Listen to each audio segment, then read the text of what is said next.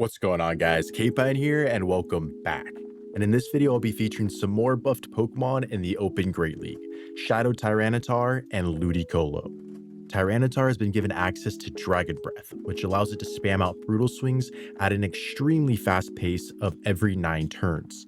That's without mentioning this thing hits like a truck. But it's also very glassy, so there's a trade-off with it there. Next is Ludicolo, that has an actual good fast move in Astonish and a bait move in Weather Ball, both of which were definitely needed. The third mod on the team, Incinerate Gourgeist. You'll recognize this from yesterday's video, which I'll link down below in the description if you haven't checked it out yet. I highly recommend you do. But man, Gourgeist is just too fun to use. I had to keep it on the team. And with that, let's get right into the battles. Alright, getting to the first battle, we lead Shadow Tyranitar into Gourgeist. This is a fantastic lead for us. See what my opponent wants to do. They're going to stay in, so we're going to fire off the Brutal Swing right away. Like I said, it's every 9 turns, so it will be on good timing in this instance. Doesn't quite KO, but we will be able to shield and farm down the Gourgeist all the way if they stay in, which they do. And man, giving up that much energy to Tyranitar is basically just an auto loss in a match. They bring in Primeape. We're going to pivot into Ludicolo. They stay in to fire off a Rage Fist, and it looks like they're just going to stay in as well. So we're going to throw an Astonish and then the Weather Ball, which will do some nice damage onto the Primeape, but instead gets their first shield. They're going to fire off another Rage Fist. I know I can survive this and reach another Weather Ball if I do get DRE, which I don't, so that's fine. I'm just going to come in Gourgeist instead.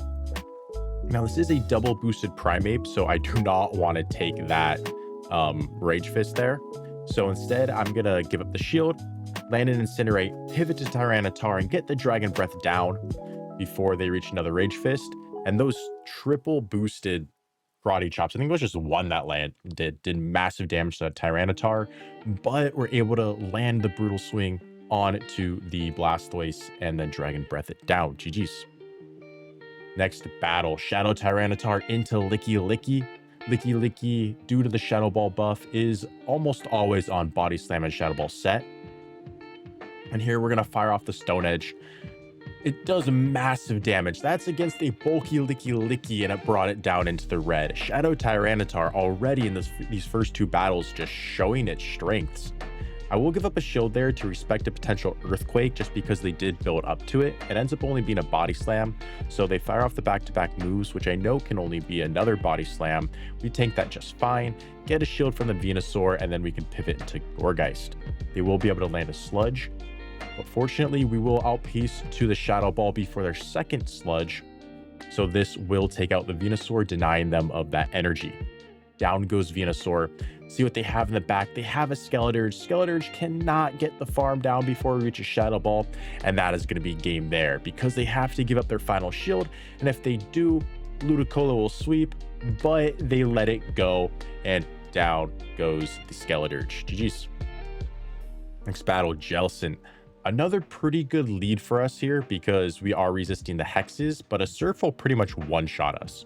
Now they pivot into a Clefable trying to catch a Brutal Swing. We hang on to the energy, fire off a Stone Edge, and it does get shielded. It's a little bit unfortunate. Would have been nice to bait with the Brutal Swing there if they were going to shield, but we will then pivot into Ludicolo, give up a shield on the Moonblast, build up to the Leaf Storm, and then bait with a Weather Ball. This is a little bit of a risky bait, and unfortunately it doesn't pay off, but we are able to get to a second Weather Ball before their Moonblast, which is very nice. And my opponent ends up deciding to give their final shield, so I'm perfectly fine with that because shield advantage Gourgeist or even shield advantage Shadow Tyranitar for that matter is going to do massive dividends here. I'm not quite able to make the Leaf Storm, so I will land the Weather Ball, bring in Tyranitar, throw a couple Dragon Breaths, and then catch the Surf on Gourgeist. And that catch, oh, that was nasty. That will also basically seal us the game here, because we will outpace to the Seed Bomb. This will take out the Jellicent. And then they have a Shadow Scizor in the back. Look at those Incinerates chunk. We will fire off this Seed Bomb. Looks like my opponent got 1 turn bring in there, but it doesn't quite matter because even if they did land the Night Slash on the Gourgeist there, Tyranitar would have been able to hang on, but it would have been nice to see just how much damage those bullet punches would have done. GG's. Next battle. Guzzlord Lead. They pivot into a fortress. And now this is not quite as good of a matchup for the Gourgeist as you think it would, being an Incinerate user. You'll see they'll be able to land a Rock Tomb, but you won't be able to farm down before they reach a second Rock Tomb, which is pretty unfortunate considering like of how good of a fast move Incinerate is. But the good news is when you fire off that Seed Bomb to take out the fortress, you leave loaded on energy, and if they don't have something to soak all this energy on, it's going to go everywhere. It's going to do a lot of work. Here they have something to soak it on, but after those 2 debuffed Shadow Balls, I'm reaching a 3rd Seed Bomb. This Guzzlord is basically as good as gone. So I can pivot into Tyranitar, which try and snipe down the Guzzlord. They save it on 1 HP, and the move, a little bit unfortunate, but it's okay because in the back they have a Quagsire, and Ludicolo will just be able to clean up the rest of this match. So here we do give up a shield because we want to get off this Brutal Swing's worth of damage to put the Quagsire in either Weather Ball range or force their final shield to take it out with a Leaf Storm. If Leaf Storm's even needed, because the Dragon Breaths did a lot more damage, that I can pretty much just load up to double Weather Balls, save my shield for the Guzzlord just in case the Guzzlord does have Sludge Bomb. Now they pivot combo play. The Astonish did go through, so the Guzzlord will go down, and they did have Sludge Bomb, so it's a good thing we saved our shield. But all we need to do is under tap this Leaf Storm, and you already know the Leaf Storm would take out a whole family of Quagsire as the Quagsire does go down. GG's. Next battle, Tyranitar into Alolan Ninetales. Terrible lead for us. We're going to pivot into that Ludicolo, and my opponent swaps into Corviknight. Now, it is kind of nice to bait out the Corviknight in a sense, because if it's in the back and they end up getting an energy lead, whether it's Payback or those Air Cutters, they're super effective damage to Gourgeist. But in that same sense, we're able to hit back for super effective with the Incinerates. So baiting out the Corviknight here isn't the worst of things, especially since those sand attacks are resisted. Down goes Ludicolo, and I'm just going to come into Tyranitar. Whatever they throw here is resisted, and I'm going to get a nice Dragon Breath down. They land the Air Cutter. We get the Dragon Breath down. In comes the A9. It is on Powder Snow. We're going to build up to the Stone Edge, bait with the Brutal Swing. Does get the shield. Pivot into Gourgeist. They are firing off a Weather Ball, but we have to shield this because it is super effective damage. Again, going to shield it here. And we got to hope that we can kind of just like finagle this matchup around, but the energy lead the A9 has is very unfortunate for us, because you'll land the Seed Bomb, one more Incinerate, almost get to the Seed Bomb, but they outpace by a singular turn, land the Weather Ball, and them landing that Weather Ball is kind of brutal unless they have something Tyranitar can sweep, and it is not sweeping a Gastrodon, so we do concede. GG's. Next battle, Empoleon Lead. Terrible lead for us. Pivot into that Ludicolo, and they bring in an Altaria. And, you know, just like last battle, it is nice to bait this out, but man, Altaria absolutely walls all Ludicolo's energy, unless you're running Ice Beam. So I always recommend to at least build up to Leaf Storm before throwing your Weather Ball in order to try and strip a shield from your opponent like you see here. Now, I'm going down. I'm only making one move. I will make so I'm going to fire off the Leaf Storm, since even though Leaf Storm's double resisted and Weather Ball single resisted, Leaf Storm does do more damage. They hard pivot into their Empoleon, so I'm going to hard pivot back into Gourgeist. My opponent lets this go. The Shadow Ball will KO, which it does. Now in comes Altaria, not quite able to outpace this Shadow Ball here before they reach the Sky Attack, but we're able to hang on, land the Shadow Ball into Altaria, and now we're going to hope Tyranitar has a good matchup in the back, and it's a Ludicolo, and this is going to be a tricky one strictly due to pacing. We bait with the Brutal Swing, and we need to have the Stone Edge here in order to win this. Do we have the Stone Edge? No, we are one Dragon Breath off.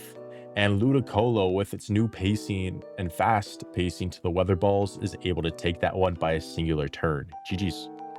Next battle, Shadow Tyranitar into Shadow Feraligatr.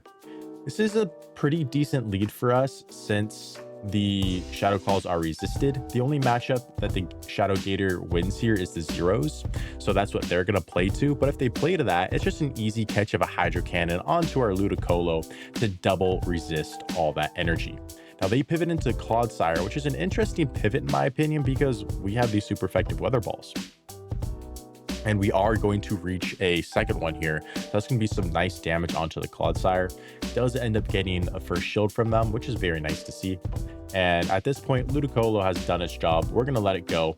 They are on Stone Edge, not Sludge Bomb, so we're able to hang on. We're going to hard pivot back into the Tyranitar, shield the Earthquake, and this right here is where you're going to see the pure power of Tyranitar. They end up making a nice catch onto their Feraligatr, but due to Clodsire's slow pacing, we're just able to abuse all this energy. So we'll play to the CMP tie to their next move, which they do end up shielding. That's great. We're going to shield in return, and we're just going to get a full Dragon Breath down, and absolutely nothing in this world is going to be able to win my opponent this game with all this energy on Tyranitar. They have a Gourgeist, and let me tell you, that's definitely not going to do the job, as first Brutal Swing, massive damage, and second one will clean it up as Tyranitar just sweeping through that end game there. GG's. Getting into the next battle, we lead Shadow Tyranitar into Hydreigon. Great matchup for us since we are dealing super effective with these Dragon Breaths. They pivot into Shadow Kanto Marowak, and we have a fantastic answer for it in Gourgeist. Gourgeist will be able to tank the Rock Slide, land the Seed Bomb. This won't quite KO, but most importantly, we will be able to get the Incinerate farm down before they reach another Rock Slide. This is only a Bone Club, which we can survive, tank it, and then just under tap the Shadow Ball. Once this lands, Tyranitar is very close to a Brutal Swing, so we're going to pivot, get to the Brutal Swing, and snipe down that Hydreigon, denying them of all that energy. Brutal Swing does KO. That's a resisted Brutal Swing, and it KO'd the Hydreigon from there. Again, showcasing the power of Shadow Tyranitar. They come in Ludicolo, and oh no, Ludicolo is going for a very ambitious Astonish down. That's one Brutal Swing reached, two Brutal Swings reached. Can we reach a third? We can. That's three Brutal Swings reached against this Ludicolo. Shadow Tyranitar putting on an absolute clinic and refusing to go down as the opponent does concede the match. GG's. Next battle, Shadow Scizor Lead, pivot right into that Ludicolo. They swap into a Dusknoir, and we just need to throw right away this Weather Ball, and now we can always dictate switch here. My opponent lets the move go, we'll let theirs go. If they're throwing a Shadow Punch, or if they go to a Dynamic Punch, we will respect it, and then Astonish down. Here, since we threw right away and they shielded, we just match shields back, and we're in a fantastic position to be able to flip switch and put the Shadow Scizor onto our Gourgeist. In comes Scizor. It's kind of surprised me because these bullet punches are resisted, so they will have to shield in the meantime. And in doing so, they take a lot of Astonish damage. I swap into the Gourgeist, trying to snipe it down with the Incinerate, but it hangs on with 1 HP. Fortunately, we do sneak another Incinerate, but we do have to give up a shield in the process. But all that energy is going to go a long way, especially with it being a Ufisk. So 1 Seed Bomb lands, 2 Seed Bomb lands. And from here, we are just in a fantastic spot. As look at this, Mud Bomb does absolutely pitiful damage to the Gourgeist, as the 3rd Seed Bomb is under tapped and being able to take out that Ufisk. GG's. Getting into the final battle of the video, we lead Shadow Tyranitar into Shadow Charizard. I would say it's a pretty neutral match if they're on Dragon Breath, but if they're on Ember, which they are, this is a great matchup for the Tyranitar. Tyranitar is going to fire off the Brutal Swing right away because it is on good timing. And I'm going to let this go. I'm going to call the Air Cutter. Opponents love to bait. It is the Air Cutter. We tank that just fine. They try and catch on a Diggersby, so we're going to meet it with the Gourgeist. These fire punches from the Diggersby are super effective, but more importantly, the quick attacks are double resisted. And Gourgeist survives 2 fire punches without Diggersby ever being able to farm it down. So as you'll see here, 2 fire punches do a decent amount of damage, but we're in a pretty comfortable health range where we don't have to worry about the fast move pressure. So it's a fairly comfortable matchup for the Gourgeist there. Once we land that C-Bomb, I'm going to pivot back into Tyranitar, snipe it down with Dragon Breaths, and get even more energy on it. And oh boy, it's an Umbreon. Tyranitar is about to go to town here. Stone Edge lands, takes out over half HP of the bulky Umbreon, and they have no fast move pressure left in the Tyranitar. So we're using our first shield on it, and most likely their second shield. We get to the next Stone Edge, lands, does force a shield.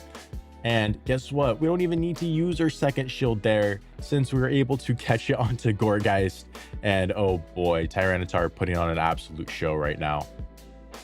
We come back in, over farm to the max before their next foul play, land the Stone Edge to take out the Umbreon, and hopefully we can reach the next Brutal Swing to finish off the match with Tyranitar. We're not able to. That is fine because we have Ludicolo. I will show the first.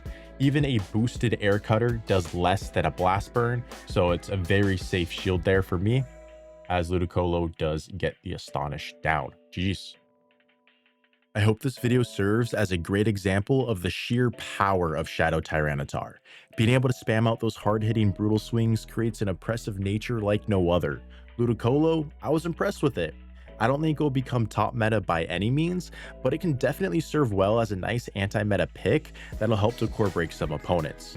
And just as I mentioned last time, Gourgeist, oh, you need this Pokemon. Anyways, thank you guys so much for watching. I really do appreciate you. If you enjoyed it, please drop a like, subscribe, and comment down below. Love to hear what you have to say. And with that, I'll catch you in the next one.